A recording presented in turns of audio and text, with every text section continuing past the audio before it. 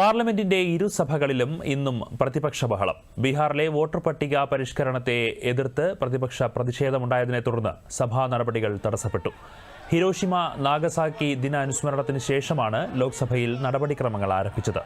തൊട്ടുപിന്നാലെ പ്രതിപക്ഷാംഗങ്ങൾ സഭയിൽ പ്രതിഷേധം ആരംഭിക്കുകയും മുദ്രാവാക്യങ്ങൾ വിളിക്കുകയും ചെയ്തു.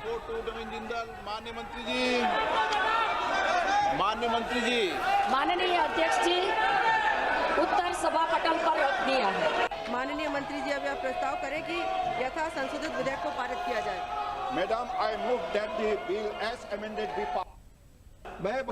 സത്യപാൽ മാലിക്കിന്റെ വിയോഗത്തിൽ അനുശോചനം രേഖപ്പെടുത്തിയാണ് രാജ്യസഭയിൽ നടപടികൾ ആരംഭിച്ചത്. റൂൾ 267 പ്രകാരമുള്ള നോട്ടീസുകൾ സ്വീകരിക്കാൻ ഡെപ്യൂട്ടി ചെയർമാൻ ഹരിവംശ് വിസമ്മതിച്ചതിനെ തുടർന്നാണ് സഭയിൽ ബഹളമുണ്ടായത്.